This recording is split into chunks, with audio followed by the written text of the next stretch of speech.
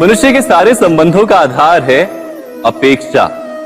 पति कैसा हो जो मेरा जीवन सुख और सुविधा से भर दे। पत्नी कैसी हो जो सदैव मेरे प्रति समर्पित रहे। संतान कैसी हो जो मेरी सेवा करे, मेरा आदेश माने।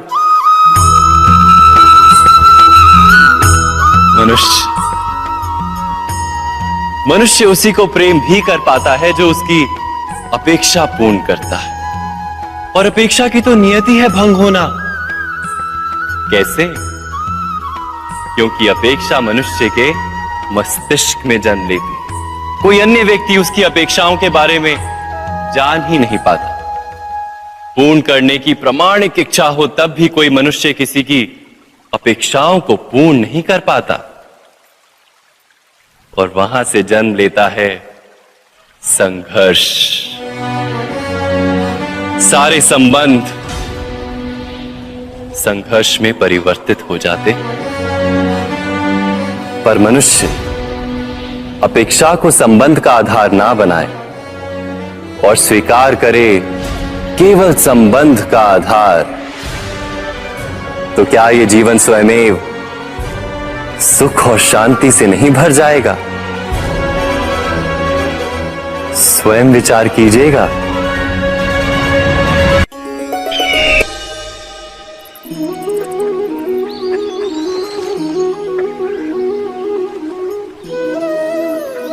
समय के आरंभ से ही मनुष्य को एक प्रश्न सदा पीड़ा देता है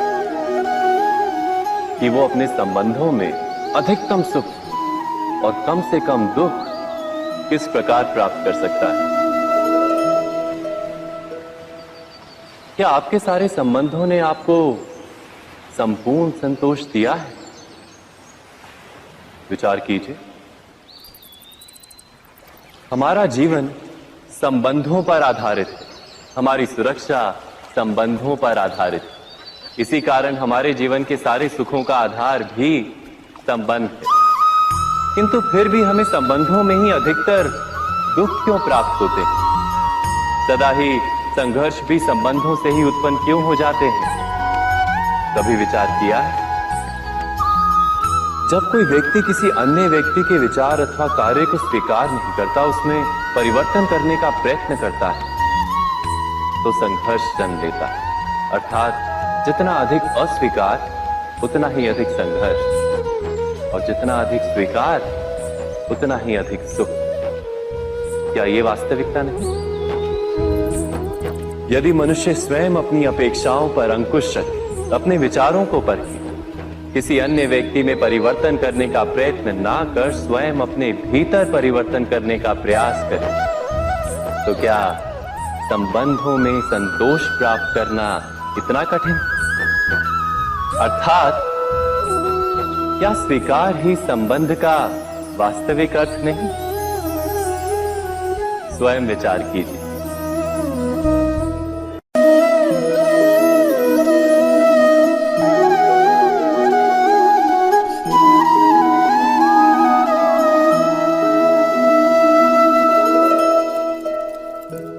जब किसी व्यक्ति को किसी घटना में अन्याय का अनुभव होता है, तो वो घटना उसके अंतर को झकझोर देती।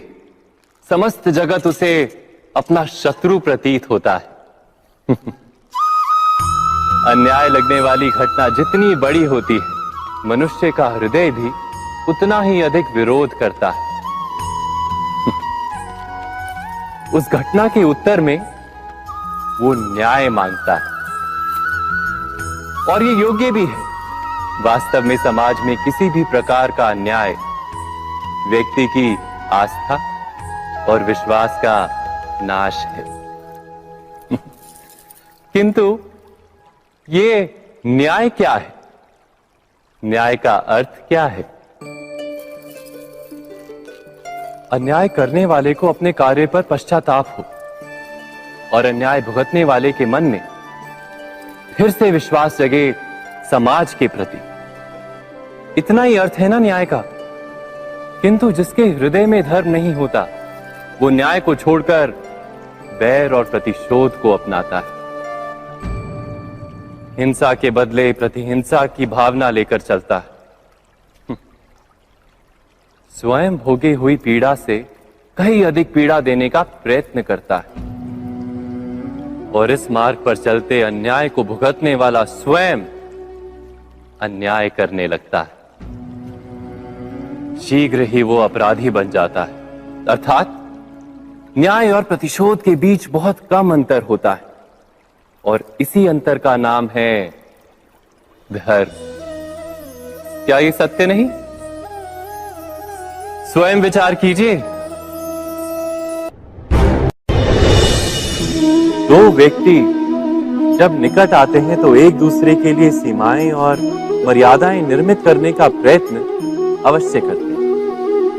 हम यदि सारे संबंधों पर विचार करें तो देखेंगे कि इन सारे संबंधों का आधार यही सीमाएं हैं जो हम दूसरों के लिए निर्मित करते हैं। और यदि अनजाने में भी कोई अन्य व्यक्ति इन सीमाओं को तोड़ता है तो उसी क्षण हमारा हृदय क्रोध से भर जाता है। इन सीमाओं का वास्तविक रूप क्या है? क्या हमने कभी विचार किया? सीमाओं के द्वारा हम दूसरे व्यक्ति को निर्णय करने की अनुमति नहीं देते, अपना निर्णय उस व्यक्ति पर थोपते, अर्थात किसी की स्वतंत्रता का अस्वीकार करते हैं। और जब स्वतंत्रता का अस्वीकार किया जाता है तो उसका हृदय दुख से भर जाता है और जब वो सीमाओं को तोड़ता है तो हमारा हृदय क्रोध से भर जाता है। क्या ऐसा नहीं होता?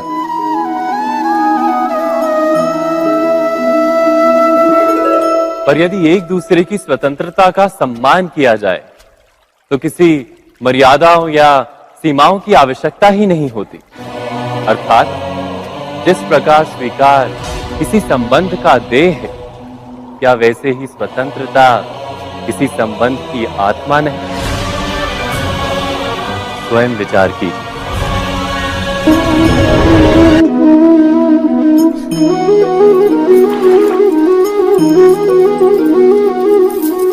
पिता सदा ही अपने संतान के सुख की कामना करते हैं, उनके भविष्य की चिंता करते रहते हैं।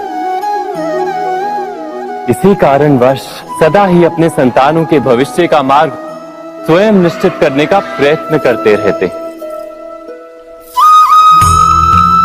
जिस मार्ग पर पिता स्वयं चला है, जिस मार्ग के कंकर पत्थर को स्वयं देखा है, मार्ग की छाया, मार्ग की धूप को स्वयं जाना है, उसी मार्ग पर उसका पुत्र भी चले, यही इच्छा रहती है हर पिता की। निसंदेह उत्तम भावना है ये, किंतु 3 प्रश्नों के ऊपर विचार करना हम भूल ही जाते हैं। कौन से प्रश्न? प्रथम प्रश्न, क्या समय के साथ प्रत्येक मार्ग बदल नहीं जाते? क्या समय सदा ही नई चुनौतियों को लेकर नहीं आता? तो फिर बीते हुए समय के अनुभव नई पीढ़ी को किस प्रकार लाभ दे सकते हैं? दूसरा प्रश्न, क्या प्रत्येक संतान अपने माता पिता की छवि होता है? हाँ, संतानों को संस्कार तो अवश्य माता पिता देते हैं, किंतु भीतर की क्षमता तो ईश्वर देते हैं। तो जिस मार्ग पर पिता को सफलता मिली है, विश्वास है कि उसी मार्ग पर उसकी संतानों को भी सफलता और सुख प्राप्त होगा। तीसरा प्रश्न, क्या जीवन के संघर्ष और चुनौतियां लाभकारी नहीं होती? क्या प्रत्येक नया प्रश्न एक नए उत्तर का द्वार नहीं खोलता? तो फिर संतानों को नए नए प्रश्नों, संघर्षों और चुनौतियों से दूर रखना, ये उनके लिए लाभ करना कहलाएगा या हानि पहुंचाना? अर्थात जिस प्रकार संतान के भविष्य का निर्माण करने के बदले उसके चरित्र का निर्माण करना श्रेष्ठ है, वैसे संतानों के जीवन का मार्ग निश्चित करने के बदले उन्हें नए संघर्षों के साथ जूझने के लिए मनोबल व ज्ञान देना अधिक लाभदायक नहीं होगा? स्वयं विचार कीजिए। सबके जीवन में ऐसा प्रसंग अवश्य आता है कि सत्य कहने का निश्चय होता है हृदय में, किंतु मुख से सत्य निकल नहीं पाता। कोई भय मन को घेर लेता है। किसी घटना अथवा प्रसंग के बारे में बात करना या फिर स्वयं से कोई भूल हो जाए उसके बारे में कुछ बोलना, क्या ये सत्य है? नहीं, ये तो केवल तथ्य है। अर्थात जैसा हुआ था वैसा केवल बोल देना सामान्य सी बात है। किंतु कभी कभी उस तथ्य को बोलते हुए भी भय लगता है। कदाचित किसी दूसरे की भावनाओं का विचार आता है मन, दूसरे को दुख होगा ये भय भी शब्दों को रोकता है। तो ये सत्य क्या है? क्या हमने कभी विचार किया है? जब भय रहते हुए भी कोई तथ्य बोलता है तो वो सत्य कहलाता है। वास्तव में सत्य कुछ और नहीं, केवल निर्भयता का दूसरा नाम है। और निर्भय होने का कोई समय नहीं होता, क्योंकि निर्भयता आत्मा का स्वभाव है। अर्थात क्या प्रत्येक क्षण सत्य बोलने का क्षण नहीं होता?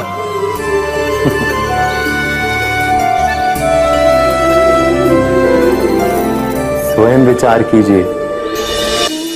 जब भी किसी की आशा और इच्छा भंग होती है तो उसका हृदय क्रोध से भर जाता है। जिस व्यक्ति को वो अपना अपराधी समझता है उसे दंड देने का प्रयत्न करता है। पर क्या हमारी इच्छा या आशा का भंग होना क्या सदा ही किसी का अपराध होता है? इच्छाओं के अपूर्ण रहने के तो कई कारण हो सकते हैं। कुछ तो संजोग के कारण अधूरी रह जाती हैं और कुछ नियति के कारण। और कभी कभी इच्छाओं का स्वरूप ही ऐसा होता है कि वो पूर्ण नहीं हो पाती। बिना परिस्थिति पर विचार किए किसी को अपराधी मान लेना न्याय नहीं, प्रतिशोध है। न्याय का आधार तो दया है, करुणा है, और प्रतिशोध का आधार क्रोध, अहंकार। अर्थात हृदय में करुणा धारण किए बिना किसी के अपराध के विषय में विचार करना, किसी को दंड देना, क्या अपने आप में ही अन्याय नहीं? स्वयं विचार कीजिए।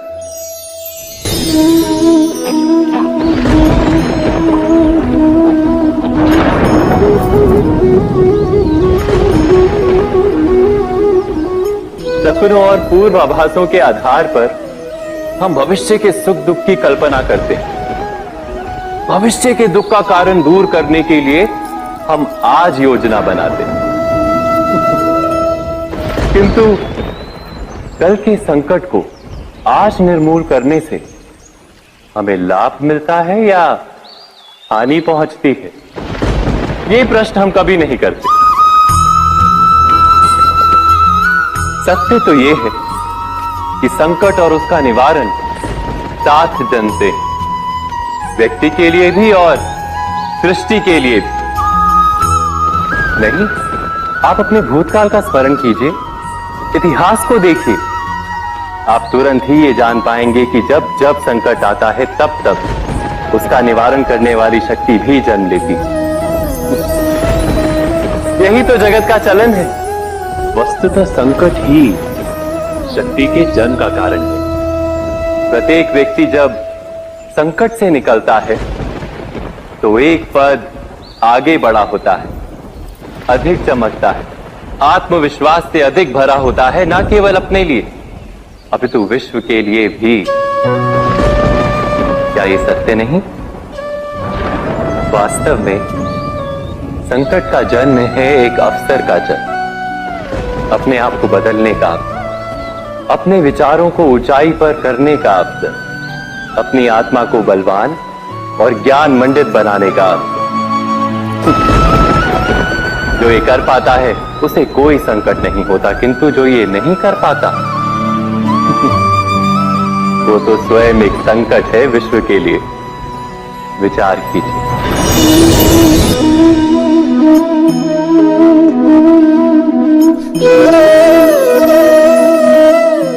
परंपरा में धर्म बसता है और परंपराएं ही धर्म को संभालने का कार्य करती हैं, ये सत्य है। पर क्या केवल परंपरा ही धर्म है? विचार कीजिए। सत्य तो यह है कि जिस प्रकार पाषाण में शिल्प होता है, उसी प्रकार परंपरा में धर्म होता है। इस पत्थर में शिल्प है, ये पत्थर शिल्प नहीं। शिल्प को उजागर करने के लिए उसे तोड़ना पड़ता है, अनावश्यक भागों को दूर करना पड़ता है। ठीक उसी प्रकार परंपराओं में धर्म ढूंढना पड़ता है। जिस प्रकार इंद्र पूजा की परंपरा को तोड़कर गोवर्धन पूजा का धर्म ना ढूंढा जाता, तो यादवों को उनकी मुक्ति का मार्ग नहीं मिल पाता। अर्थात परंपरा को पूर्णता छोड़ देने वाला धर्म से वंचित रह जाता है, और परंपरा का अंध अनुकरण करने वाला भी धर्म को प्राप्त नहीं कर पाता। कहते हैं हंस के पास नीर क्षीर विवेक होता है। दूध में मिले पानी को छोड़कर केवल दूध ही ग्रहण करता है। तो क्या सच्चा धर्म प्राप्त करने के लिए हृदय में ज्ञान से जन्मा विवेक आवश्यक है?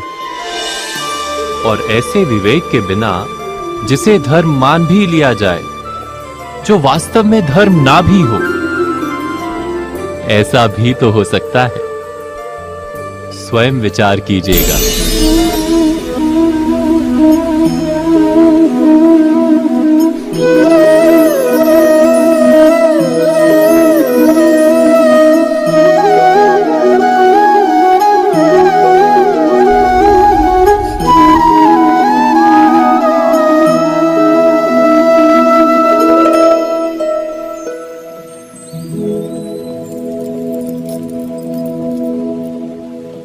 भविष्य के आधार पर सब आज का निर्णय लेना चाहते हैं।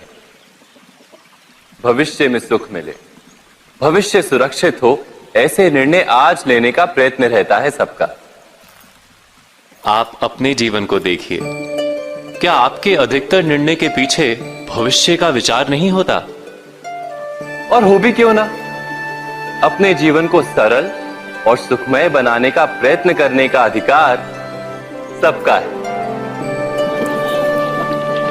पर भविष्य तो कोई नहीं जानता, केवल कल्पना ही की जा सकती है। तो जीवन के सारे महत्वपूर्ण निर्णय कल्पनाओं के आधार पर ही करते हैं हम। क्या निर्णय करने का कोई तीसरा मार्ग हो सकता है? विचार कीजिए। सारे सुखों का आधार धर्म है, और वो धर्म मनुष्य के हृदय में बसता है। तो प्रत्येक निर्णय से पूर्व स्वयं अपने हृदय से ये प्रश्न अवश्य पूछ लेना कि ये निर्णय स्वार्थ से जन्मा है या धर्म से। क्या इतना पर्याप्त नहीं?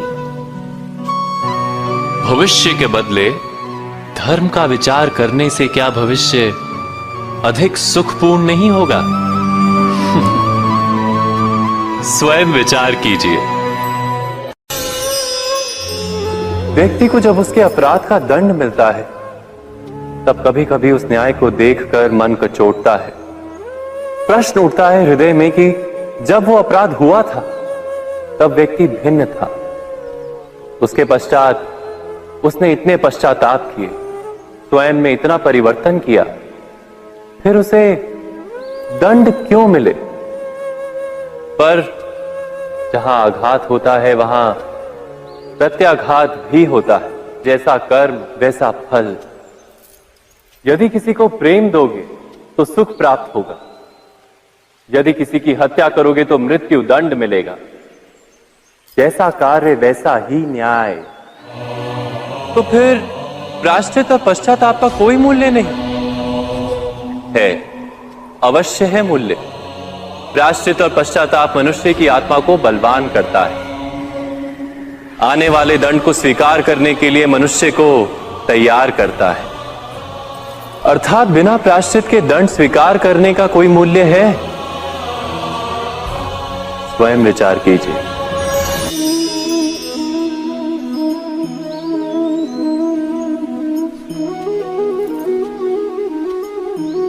जब अपने किसी अच्छे कार्य के उत्तर में दुख प्राप्त होता है अथवा किसी को उसके दुष्ट कार्य में सुख मिलता है, तो मन अवश्य ये विचार करता है कि अच्छा कार्य करने का, धर्म के मार्ग पर चलने का तात्पर्य क्या है।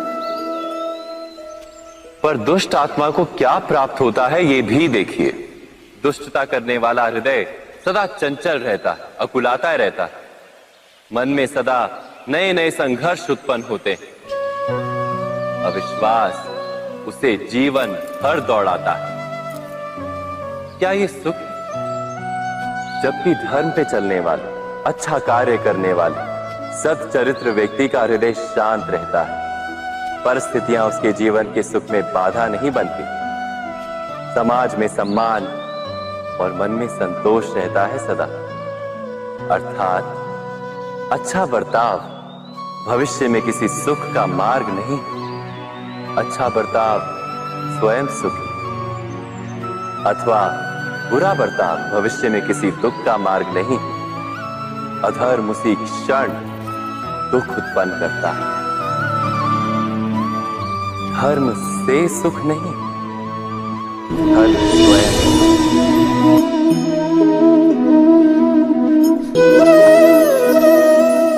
सत्ता की लालसा सबके हृदय को घेरे रहती है।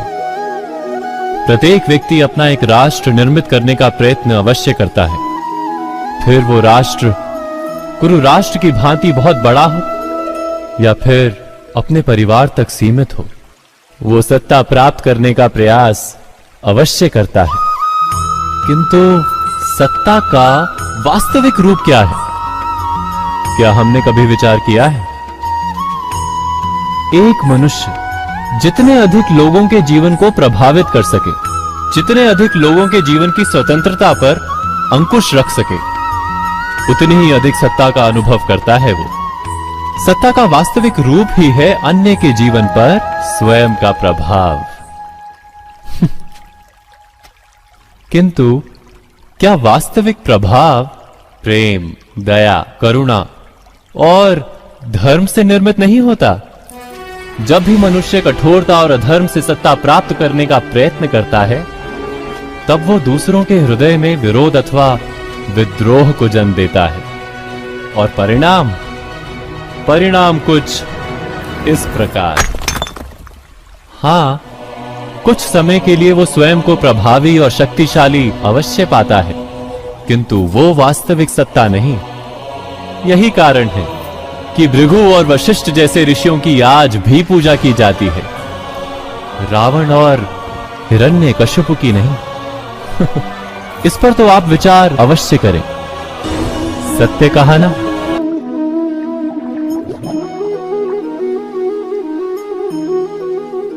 इस संसार में आने वाला प्रत्येक बालक संपूर्णतः संस्कार रहित होता है। उसके अंतर पर ना किसी अच्छे संस्कार के चिन्ह अंकित होते हैं, ना ही बुरे संस्कार के। अर्थात जन्म से बालक में ना कोई गुण होता है और ना ही कोई दोष। तो ये दोष अथवा गुण किस प्रकार प्राप्त होते हैं? क्या हमने कभी विचार किया है? जो बात माता पिता के मुख से निरंतर सुनी जाती है, वही बात उनकी संतानों के हृदय का संस्कार बनती है। जैसे किसी गांव में नदी तट तक एक पगडंडी बन जाती है केवल उस मार्ग पर बार बार चलने के कारण। अर्थात माता पिता के हृदय की इच्छाएं उनकी संतानों के हृदय का दोष अथवा गुण बनकर जन्म लेती हैं। क्या ये सत्य नहीं? पर फिर भी जब उनकी संतानों में कोई दोष दिखाई देता है, तो माता पिता आश्चर्य और दुख से भर जाते हैं। माता पिता का हृदय ये प्रश्न करता है कि उनकी संतानों में ये कुसंस्कार आए कहां से? सत्य तो यही है कि माता पिता अपनी संतानों को अनजाने में ही कुसंस्कार के बीज दे देते हैं, जो उनके संतानों की हृदय भूमि पर कुसंस्कार का वृक्ष बनकर उगता है। अर्थात अपनी संतानों को सुसंस्कारी और धर्ममय बनाने की आशा रखने वाले प्रत्येक माता पिता को प्रथम अपने हृदय की इच्छाओं पर अंकुश रखना क्या अनिवार्य नहीं?